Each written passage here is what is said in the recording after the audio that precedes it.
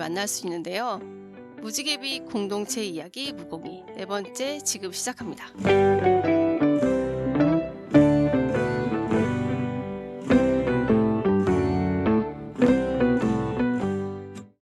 안녕하세요. 저는 무공이 진행을 맡은 김영희입니다. 이번에는 화성 지역 풀뿌리 언론 화성시민신문 윤미 기자님을 모시고 깊은 이야기를 나눠볼 텐데요. 인터뷰를 준비하면서 홈페이지에 들어갔더니 인상적인 문구가 있더라고요. 우리 신문의 대표 이미지는 밑빠진 독입니다. 밑빠진 독의 쓸모는 독을 통해 흘러나오는 물이 주변 땅으로 스며들어 꽃을 피우게 할 때입니다. 화성신문은 밑빠진 독으로 주변에 피는 꽃을 길러내는 역할을 지역에서 하고자 합니다. 화성신문을 표현하는 멋진 말이죠. 윤미 기자님 어서 오세요. 안녕하세요. 화성시민신문에서 일하는 윤미 기자입니다. 반갑습니다. 반갑습니다. 간단하게 자기소개 부탁드려볼까요? 안녕하세요. 화성시민신문에서 편집국장을 맡고 있고요. 2019년부터 준비해서 2020년부터 화성시민신문에서 일하고 있는 윤미 기자입니다. 반갑습니다. 반갑습니다. 다들 조금은 낯설으실 텐데 화성시민신문 어떻게 만들어졌는지 그 배경이 좀 궁금합니다.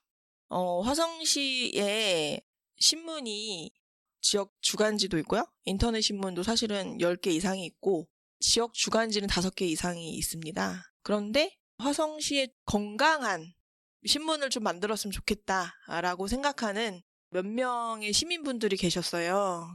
그중에 한 분이 저희 지금 화성시민신문 대표를 맡고 계신 이덕규 대표님이 계시고요. 그 다음에 화성한가를 운영하고 있는 강석찬, 저희 지금 현재 운영위원장님도 계시는데 그분들을 비롯한 한 20여 명 가까운 분들이 모여서 화성의 풀뿌리 언론을 좀 새롭게 만들어보는 건 어떨까? 시민신문을 만들어보자라는 이제 이야기가 사실 2019년 전부터 계속 있어 왔었는데 어떻게 만들지도 모르고 만들 수 있는 사람이 없어가지고 이제 얘기만 이렇게 돌다가 제가 창간준비위원회에 참여하게 되면서 간사 역할을 맡으면서 신문을 만들게 됐습니다.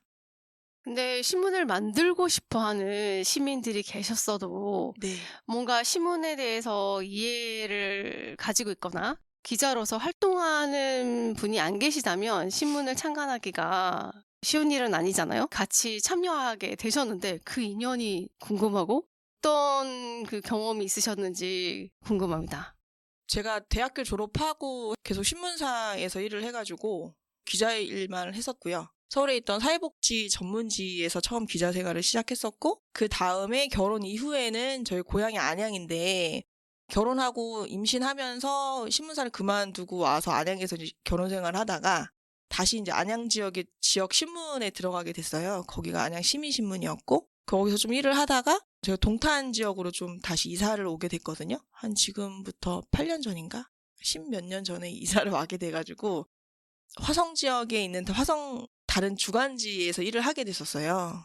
그런 경력을 저는 가지고 있었고 그러니까 신문 기자를 경력이 꽤 오래됐었는데 그래서 화성 지역에서 이렇게 일을 하다 보니까 화성 지역의 지역신문의 그런 생태계 같은 부분에서 이런 식의 운영 방식은 좀 맞지 않다라는 문제의식을 좀 갖고 있었거든요. 그렇게 갖고 있었던 찰나에 화성 시민신문을 만들겠다는 뭐 그런 움직임이 있다더라. 이래서 초대를 받아서 가게 됐었는데 그게 인연이 돼가지고 계속 지금까지 오게 됐습니다. 맞아요. 사람 인연이 어떻게 될지를 모르는 거죠. 네, 그래서 신문 창간을 같이 준비하게 됐고 저희가 한 1년 정도를 준비하는 시간이 있었어요. 우선은 저는 그때 창간 준비 첫 회의에 가서 그 화성 지역의 원로라고 불리우는 사람들을 처음 보게 된 거예요. 그런데 이제 그분들도 저를 처음 봤을 테고 근데 화성 풀뿌리 시민신문 같은 거는 그 구성원들의 신뢰나 방향성 같은 게 굉장히 중요하거든요. 그래서 내가 저 사람을 믿을 수 있을까? 혹은 우리가 같은 방향으로 갈 수 있을까? 라는 걸 서로 좀 알아보는 시간이 굉장히 중요하다라고 생각을 해서 한 달에 한 번, 2번 정도 준비의 시간을 가졌었고요. 저는 저 나름대로 이것이 과연 타당한가를 봐야 되잖아요. 그래서 예를 들면 옥천신문, 그다음 은평시민신문, 고양신문 같은 지역신문의 잘된 케이스에 이제 벤치마킹을 다녔었고요. 그것을 같이 공유하면서 저는 저 사람들을 신뢰할 수 있을까? 우리는 같은 방향성을 어떤 식으로 만들어가면 좋을까의 준비 기간을 거쳐서 만들게 됐습니다.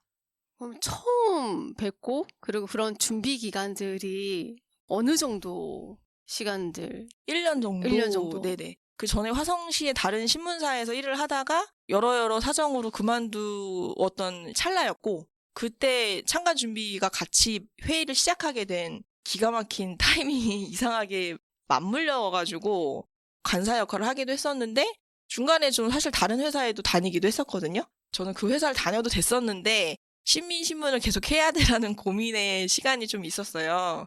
그래서 어떻게 할까 하는데 그런 고민의 끝에 화성 지역에 건강한 시민신문을 만드는 것도 괜찮을 것 같아. 그래서 한번 해보자 라는 결심이 섰고 같이 만들게 됐습니다. 1년의 시간 동안 충분히 서로를 신뢰할 수 있는 그런 시간이 되었던 것 같네요. 그럼 1년이라는 시간이? 네, 뭐 완전히 알 수는 네, 없지만 네. 그래도 적어도 이 사람들이랑 같이 할 수 있겠다 정도의 신뢰는 제가 생겼었고, 그래서 함께 하게 되지 않았을까 싶어요. 그러게요. 잠시 쉬시는 텀에 그렇게 인연이 되고 그게 시민신문으로까지 탄생이 됐네요. 네. 그러면 지금 선생님이 굉장히 중요하게 생각하셨던 그 신뢰를 기반으로 하고 있는 이 시민신문은 특히 신뢰를 기반으로 해야 하는데 그 기반의 그런 시민신문이 가지고 있는 원칙이나 철학은 뭐가 있을까요? 선생님이 아까 말씀해 주셨던 밑빠진 독 이야기 있잖아요. 이제 네네. 그 부분을 저희 이덕규 대표님이 하셨던 멘트 중에 하나인데, 그러니까 저희가 창간 준비가 한 열댓 명이 모여서 회의를 하잖아요. 그럴 때 이제 정기용 선생님이 좀 시니컬하신 지역에 활동가 분이 계셨거든요. 이제 그분이 이렇게 보시다가 아우 무슨 또 시민신문이냐. 지역이 전국의 시민신문이 망해가고 있는데 또 할 필요가 있냐. 밑빠진 독에 물 붓기 아니냐라는 말씀을 하셨거든요. 그때 이제 저 이덕규 대표님이 우리가 언제 돈 될 일을 했냐. 밑빠진 독에 물 붓기지만 이 밑빠진 독을 통해서 흘러가는 물이 주변에 꽃을 피울 거야. 뭐 이런 말들을 하셨거든요. 그래서 그 말이 멋있다고 생각을 했고, 그러니까 저도 안양 시민신문이라는 경험이 있기 때문에 화성 시민신문을 창간할 수 있었다고 생각을 했거든요.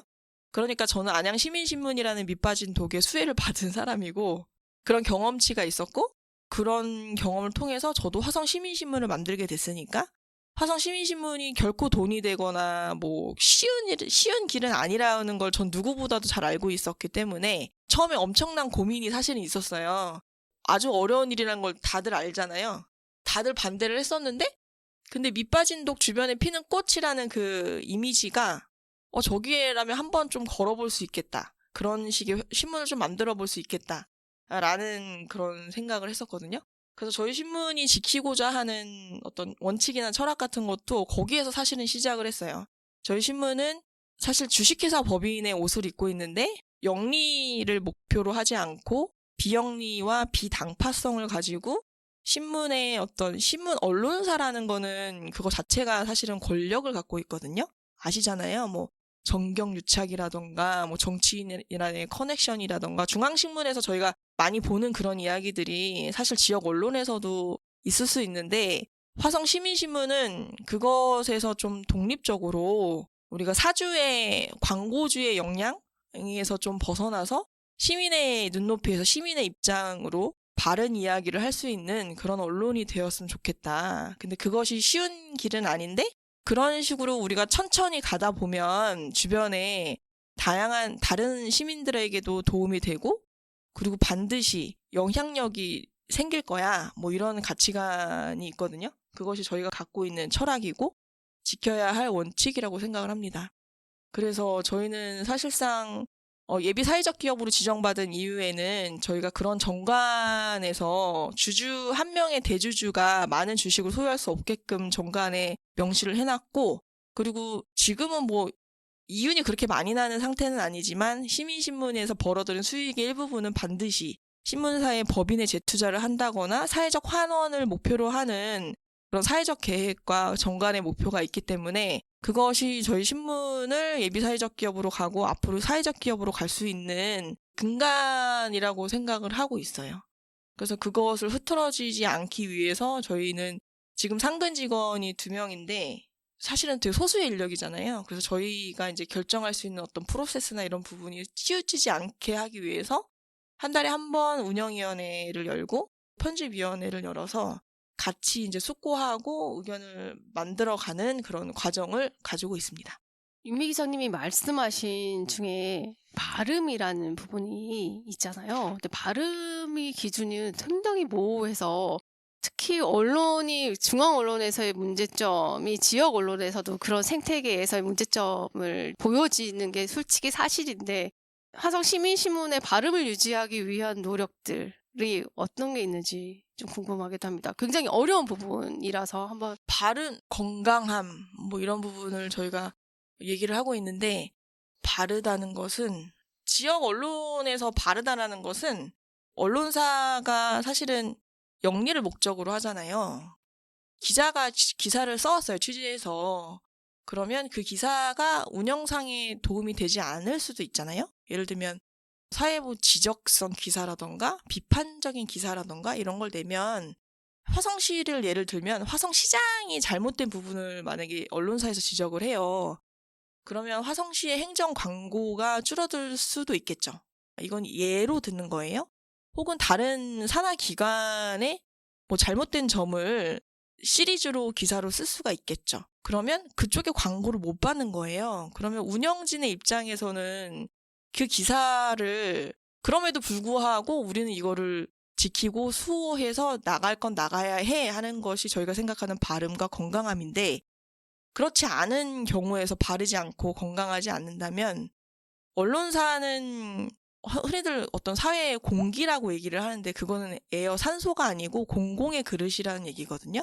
공공의 그릇의 역할, 모든 사람들에게 필요한 공공의 그릇의 역할을 하는 건 반드시 공익성을 담보를 하는 건데 공익성과 영리가 같이 가긴 어렵잖아요. 거기에서의 어떤 줄다리기나 그 길을 걸어가는 것이 굉장히 중요한데 저희는 그 발음과 건강의 가치는 그럴 때에 그럼에도 불구하고 우리는 이 기사는 쓴다. 그럼에도 불구하고 광고주가 딜을 한다거나 그렇게 해도 필요한 기사는 쓴다. 그런 것이 저희가 생각하는 발음과 건강의 기준이고 저희가 지금 창간한 지 이제 올해로 만 4년이 되는데 인터넷 신문으로 출발을 했거든요. 그럴 때 많이 됐다라고 볼 수는 없잖아요. 그럼 저희의 어떤 매체의 연혁 속에서 그러한 고민의 시간이라던가 기사와 뭐 광고의 연관 혹은 기사와 소송 같은 게 들어와서 기사를 삭제해 달라는 요구 같은 게 있었을 때에 저희는 어떤 선택을 했었는가? 그럴 때 저희는 발음과 건강을 지향성을 갖고 있기 때문에 그럴 때 기사를 내리면 당연히 쉽고 편해요. 그런데 그런 선택을 하지 않았다라는 것?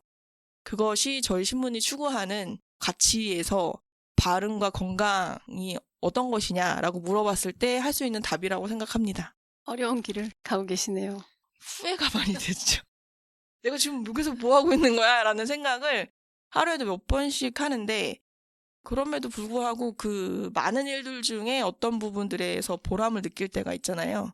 그럴 때 그래도 필요하구나 라는 생각이 들 때가 있습니다. 이렇게 보람을 느끼는 일들이 주는 즐거움이 있잖아요. 네. 특히 윤미 기자님은 취재로서 보람을 느끼실 텐데 화성시민신문의 4년의 기간 동안 취재하면서 이거 참 기억에 남은 취재였다. 날 참 보람있게 했다. 라는 취재가 있으면 좀 소개를 부탁드리겠습니다. 어떤 사람은 우스워하실 수도 있겠지만 제가 추구하는 가치는 세상을 바꾸는 것 중에 하나에서 언론사의 길을 선택을 한 거거든요. 세상을 그럼 어떻게 바꿀 수 있을 것인가에 대해서 나의 사익을 위해서라기보다 모든 사람들이 조금이라도 살기 좋은 세상을 만들기 위해서 지금의 어느 정도 불합리한다거나 힘이 좀 이쪽으로 쏠려 있다거나 했을 때 제가 속해 있는 지역의 아주 작은 언론사가 어떤 목소리를 냈을 때 그것이 어느 정도 힘을 주겠어. 뭐 그런다고 세상이 바뀌어라고 말할 수도 있겠지만 하는 것과 안 하는 것의 차이는 엄청 있다라고 보고 나중에 길게 봤을 때 있는 것과 없는 것의 차이는 굉장히 다르거든요. 그래서 제가 언론 공부를 할 때 미국인가 유럽의 어떤 언론 저명한 여성 언론학자가 그런 말을 한 적이 있었어요. 지역 신문사는 그 공동체가 갖고 있는 나무와 같다라는 표현을 한 적이 있거든요. 그러니까 이 나무가 건강해야지 지역 공동체가, 언론사가 건강해야지 지역 공동체가 이렇게 건강하다라는 거예요. 그런데 이 나무의 뿌리부터 썩었어. 그러면 그 공동체 역시 건강할 수 없다라는 이야기를 하셨는데, 그런 생각을 가지고 사실은 저는 이 어려운 길을 하고 돈도 안 되는 일을 하고 있는 건데, 그렇기 때문에 제가 여태까지 했던 취재 중에 기억 남은 거는 아무래도 무언가를 바꿨을 때, 그럴 때 가장 기억에 남는 취재 중에 하나죠. 첫 번째 예를 좀 들자면, 전 시장님이 장애인 관련 정책을 바꾸려고 시도했던 적이 있으셨어요. 장애 활동 지원 제도에 대해서 약간 손을 보려고 하시는 거였는데, 당시 화성시청 행정의 보도자료에 따르면 아주 선진적이고 좋게 바꿨다, 이런 식의 보도자료를 냈었어요. 그런데 이제 많은 대다수의 언론사들은 그 보도자료를 받아서 많이들 씻죠. 근데 저는 원체 전공 처음 시작했던 언론사가 사회복지 전문지였고, 사회복지 자격도 있고, 그래도 조금 알고 있기 때문에 그 보도자료를 보고 이상하다라는 생각을 좀 했어요. 그래서 장애인 당사자분들이나 장애인 관계자들한테 취재를 했었는데, 그분들은 그 보도자료에 바뀌려고 하는 행정의 정책을 계약이라고 표현을 했고, 이것이 진행이 되는 거는 말이 안 된다라고 얘기를 했고, 그리고 예산을 갖고 있는 사람 집행자일지라도 당사자의 의견이나 간담회가 없이 일방적으로 정책을 바꾸는 거는 있을 수 없는 일이다라는 이제 계속 주장을 펼치는 거예요. 저도 근데 그 의견에 어느 정도 동조를 했죠. 그래서 거기에 관련해서 그 장애인 단체들의 어떤 시위나 의견들, 그 외에 이제 이쪽 사회복지학계 전문가분들의 이 사안에 대한 의견들, 그런 취재를 계속 연속적으로 보도를 해서, 지역신문들 사람들은 좀 중앙 언론에 비해서 당연히 무시를 하고 잘 안 본다라고 생각을 하는데, 지역신문이 그럼에도 불구하고 중요한 거는 지역에서 자꾸 이런 목소리를 작게라도 계속 나잖아요. 그러면 반드시 중앙 언론에서 그걸 받아서 보도를 해요. 그런 역할을 하고 있기 때문에 그렇게 계속 보도를 하고 전문가의 얘기를 했을 때 행정은 움직이죠. 그런 부분에서 그때 보람을 느꼈었던 것 중에 하나였어요. 두 번째는 좀 약간 개인적이긴 한데, 신문사에서 기사를 쓰거나 이럴 때 당연히 피해를 보는 사람이 존재하겠죠. 그런 사람들은 볼 때, 이 기사가 팩트에 맞지 않아? 라던가, 나의 의견이 충분히 실리지 않았어? 혹은 내가 기자한테 했던 멘트가 좀 왜곡돼서 기사가 나갔어? 라고 생각할 수 있겠죠. 기사는 완벽하지 않잖아요? 완벽하지 않아요. 그러면 보통 사람들은 언론중재위원회에 제소를 하거나 바로 행정소송, 민사나 형사소송에 고소를 하거나 이런 식으로 진행될 수가 있거든요. 저도 2020년 저희 신문 창간하고 나서 언론중재위원회의 제소는 뭐 그냥 무수히 저희는 겪는 일 중에 하나인데, 형사소송은 처음 당해본 경험이 있었어요. 엄청 힘들더라고요. 근데 언론중재위원회에서도 기자가 쓴 어떤 표현이 잘못했다라는 입장이었고, 그리고 제가 기명기사로 썼기 때문에 그 전에 있던 회사에 썼었던 기사와 현재 지금 시민신문에 썼던 기사를 한꺼번에 묶어서 언론중재위에 제소를 했던 사안이었었던 거예요. 기자 개인한테 그걸 거는 거고, 저희는 신문사 소속으로 대표를 해서 기사를 쓰지만, 그렇게 소송을 걸 때 기자 개인한테 거면 온전히 책임이 기자가 벗어날 수 없는 지금 구조인 거예요. 그래서 그 언론중재위원회의 조사관님한테, 아니 이런 식으로 기자가 책임을 져야 하면 누가 어떻게 기명기사를 씁니까? 무서워서. 이랬더니 그분이 했던 말 중에 하나가, 그래서 언론 기자의 기사를 칼이라고 하는 거고, 그래서 그렇기 때문에 당신들의 직업이 어려운 일이에요. 그만큼 역량이 있기 때문에, 그런 이야기를 하시더라고요. 그럼에도 불구하고 이건 정말 너무 힘들다, 그런 얘기를 했었고, 당시 그때 그 기사와 관련돼서 저희 뭐 당연히 편집 자문도 있을 테고 다른 지역의 선배들도 있을 거 아니에요. 그런데 거의 뭐 100 중에 99%에 해당하는 사람들이 다 그 기사를 우리 신문사는 지워야 된다라고 얘기를 하셨어요. 그때 고민이 많이 됐었죠.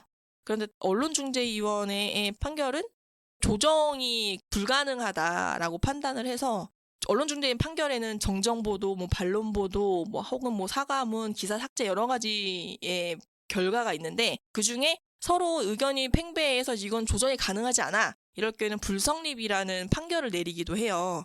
그래서 그때 당시 불성립이라는 판결을 받았고 저희에게 이제 제소를 했던 그 다른 당사자는 이 사건을 가지고 형사소송을 거신 거예요.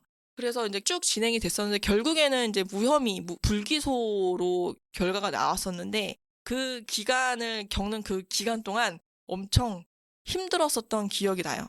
아, 우리의 직업은 이런 일이구나라고 생각을 했고 피를 보지 않으면 뭔가 바꿀 수 없다거나 성장할 수 없는 그런 직업이구나라는 생각을 했었어요. 그래서 사실 그런 경험을 통해서 더 조심하게 되고 기사나 이런 부분을 기술적으로 어떻게 소송에 걸리지 않게끔 어떻게 해야 하는가 이러한 대한 기준이나 이런 것들이 좀 더 구체적화되기도 하거든요. 하면서 그런 경험도 있었는데 그때 당시 저희 모든 사람들이 다 지우라고 했을 때 저희 대표님이랑 운영위원장님이랑 저희가 긴급회의를 했었어요. 그때 이 기사가 네가 생각하기엔 문제가 있어? 팩트에 벗어나? 그게 아니야? 그러면 우린 그럼 이 기사를 지우지 않는다라는 결론을 냈었고 만약에 뭐 소송으로 간다거나 했을 때도 개인 너에게 책임을 묻지 않고 우리 조직이 함께 이건 책임을 질 거야. 뭐 이런 식으로 얘기를 해서 결국엔 지우지 않았고 지금도 그 기사는 남아있어요. 그런 경험치가 근데 그때 당시 대표님이 지금 창간한 지 얼마도 되지도 않았는데 지워달라고 해서 지워지면 우리 신문은 끝이야. 그냥 하지 말라는 얘기지. 이건 끝까지 가야 해. 라는 그런 결정 같은 게 사실은 그분들은 신문에 한 번도 해보지 않았고 그렇기 때문에 어떻게 보면 무모할 수도 있지만 저희가 아까 말씀드렸던 우리가 추구하는 가치 이게 건강한 것인가 그럴 때 할 수 있었던 용감한 선택이 아니었을까 그게 기억에 남습니다. 서로 힘들긴 했지만 서로에 대한 또 신뢰를 가질 수 있는 그런 고난의 시간이었다고도 볼 수 있을 것 같아요. 네, 그래서 맞아요. 운영위원장님이 네가 한 거 한번 밀고 가 보겠다. 우리 같이 책임지겠다. 네네네. 그것만으로도 조직이 작지만 미약한 조직이라도 힘이 된 든든한 뒷배 같은 느낌이 맞아요. 있는데요. 그래서 그런 경험이 쌓여서 아직도 버티고 있고 계속 일을 하고 있습니다. 아까 첫 번째 사례에서는 이제 사회복지 부분 장애인들 지원 사례, 지원 조례나 뭐 이런 법의 개정의 부분이었을 것 같은데 그런 부분에서 당사자들 이야기를 듣지 않고 행정 중심에서 행정이 그냥 이렇게 하면 좋을 것이다 라고 했던 것들이 당사자와 이해가 전혀 맞지 않은 부분들에 대해서 조정할 수 있었던 어느 정도 영향을 끼칠 수 있었던 지역신문의 위력이라고 이해해도 될까요? 전 들으면서 희열 같은 거 느꼈거든요. 지역 언론이 필요한 이유이기도 하고 지역 언론이 해야 할 기능 중에 하나라고 보시면 돼요. 화성 시민신문을 하시면서 방금 전에 말씀하셨던 것처럼 행정소송도 당해보셨고 여러 가지 형사소송.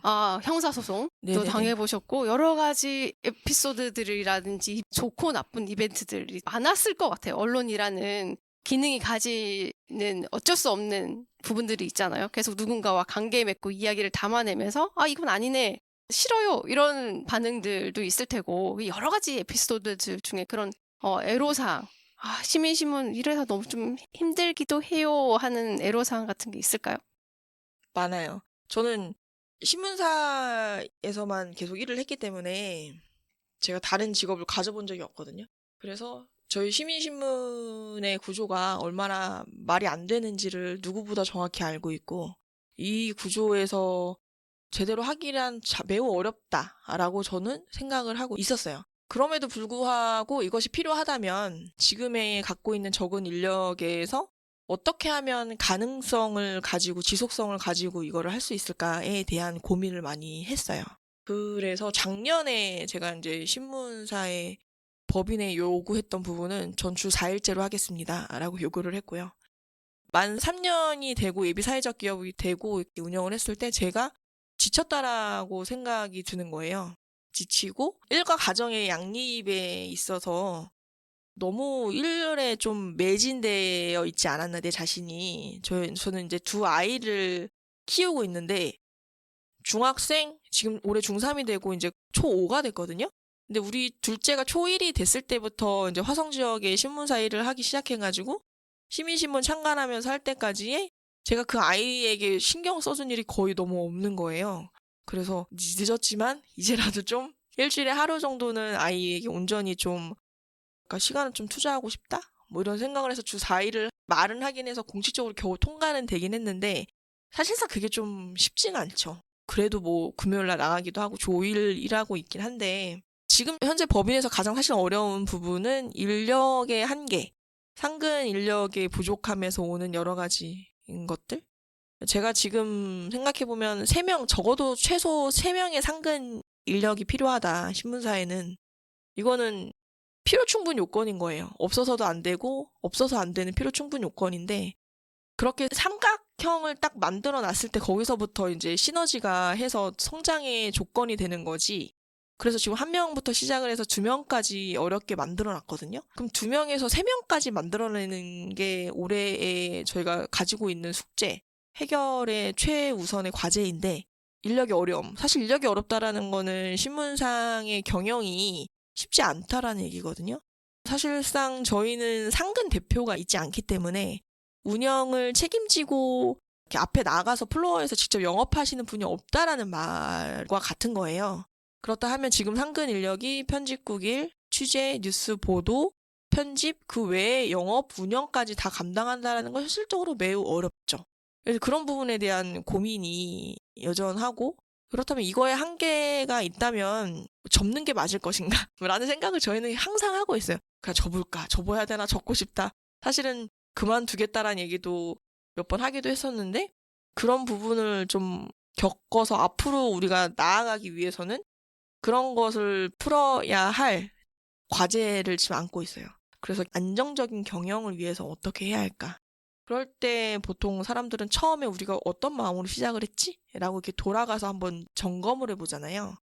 근데 저희가 1년에 창간준비위원을 회의를 할 때 목표로 삼았던 것은 좀 있으면 혜성시가 100만이 될 텐데 거기에 0.1%가 1000명이거든요. 그러면 1000명의 CMS 후원자를 모집하자.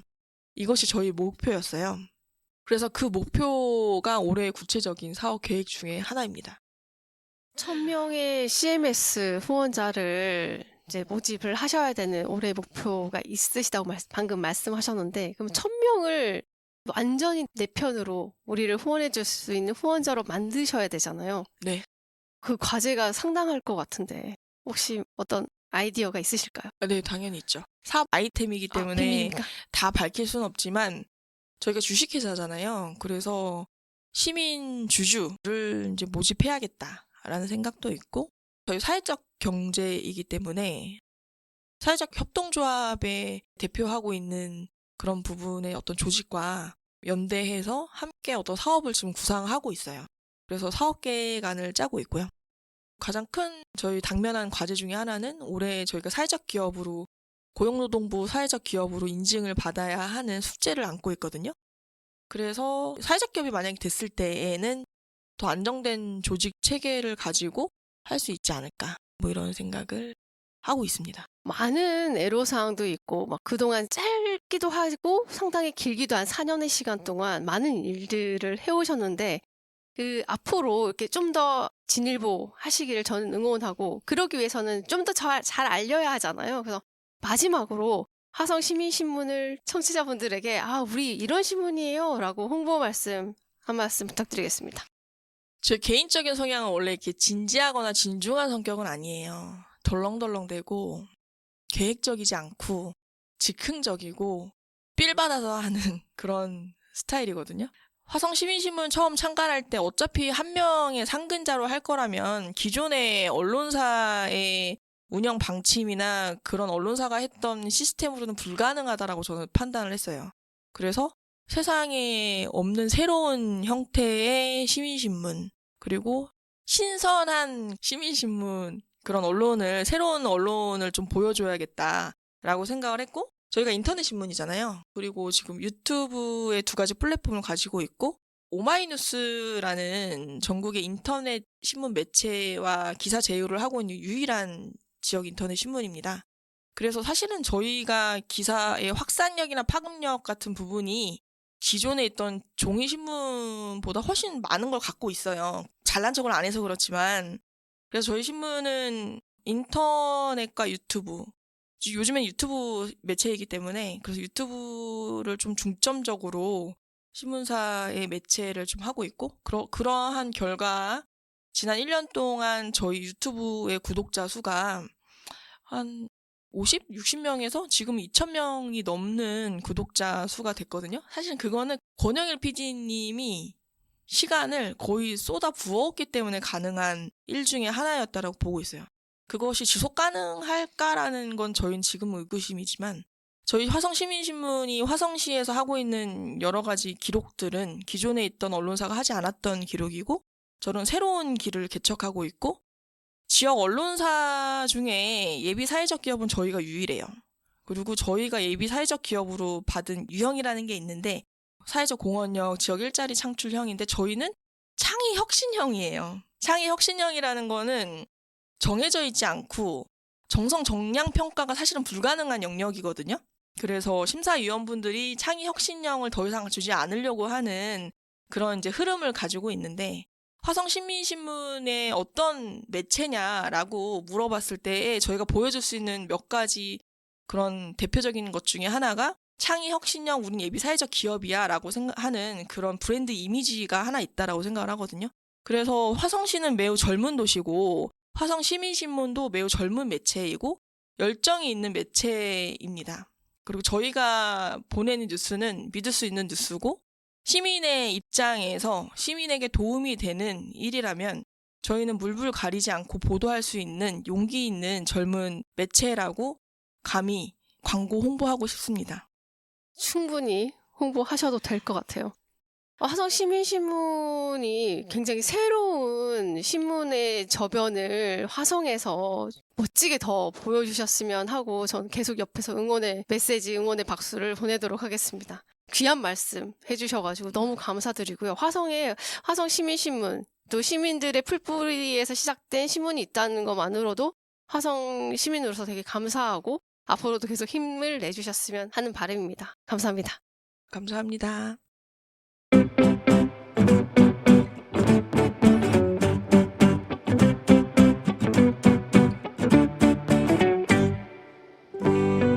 지금까지 화성시민신문 윤미 기자님과 함께 했는데요. 지역 언론의 필요성을 절실하게 느끼게 된 시간이었던 것 같습니다.